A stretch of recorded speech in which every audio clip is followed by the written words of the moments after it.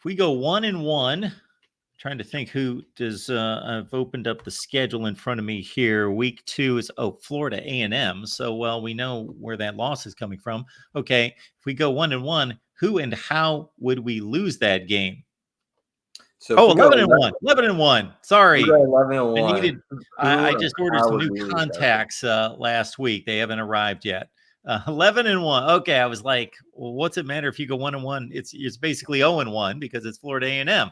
11-1, Brad. That's a good problem. Yeah, absolutely. I think the one game would probably be between, if I had to guess, I would say between Florida State and Virginia Tech. Those are the two games I would circle in conference. That Virginia Tech game going on a Friday. Positive note, you're playing at home, so you don't have to listen to that crazy crowd in the background with Sandman behind it. But you do have to play on a Friday night against a pretty good opponent in Virginia Tech, which I expect to also be undefeated during that point of the season. So it's going to be a primetime matchup on Friday nights. We're going to have to find out if we can come to play. And as we know, both quarterbacks have a lot in common, right? Not only are they quarterbacks for their program, but these guys are relatives as well. I believe they're first or second cousins. The quarterback for Virginia Tech and also Cam Ward. They've been training all offseason together. There's a lot of bragging rights between the two, and I think Virginia Tech is bringing back a lot of key pieces. I believe they're one of the top programs in the nation that are bringing back the majority of their starters. And they have a lot of good pieces on the defense side of the ball that can really bring some pressure on offensive line. So that's going to be the game to watch. It would be, one of those just Friday night things if we're going to come to play of how we lose the game. I would expect it more on coaching or just, being out there lackadaisical and not doing the small things in order to win a football game. That's how you lose that game. Or the other one would probably be Florida State. And of course, it's just a rivalry game. Florida State's also a team that's expected to do pretty well this year. So you can never know what's going to happen with a rivalry game. But those are the one or two games I would say if I had to say who and how we would lose our game. This is the month of predictions. All sorts of people out there running around giving their predictions. And of course, I'm going to be one of them. But a lot of people out there, and you see their game by game predictions. And usually it's chalk.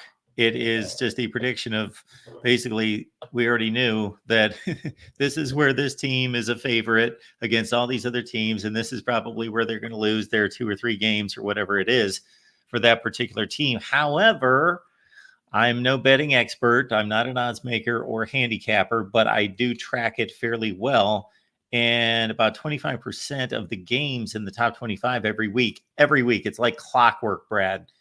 So 25 top 25 teams. And then of course, some of them play. So there's usually about 21, 22 games in the top 25. 4 or 5 will be upsets every week. You can mark it down. It's just a matter of finding those. So yeah, I'd say 3/4 of the games you can see preseason and say, well, Miami's going to struggle against Florida State. And if they do, it could be Virginia Tech. And those would be the ones. And that's totally logical. But about a third of the time, a quarter of the time, it's going to be some random team that's going to jump up and bite someone.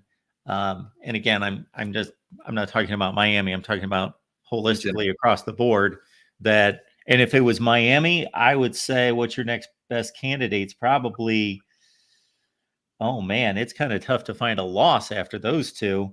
I mean, guess. you talk about being favored, right? And I think we're favored in every game this football season. And, and in the past, that's been the case for the majority of our games as well. But this is the year where you got to play some football and win and get some W's. At the end of the day, there's no more excuses. You got all the talent, top to bottom. I mean, we got the guys, you got the coaches. It's time to go out there and show what you can do.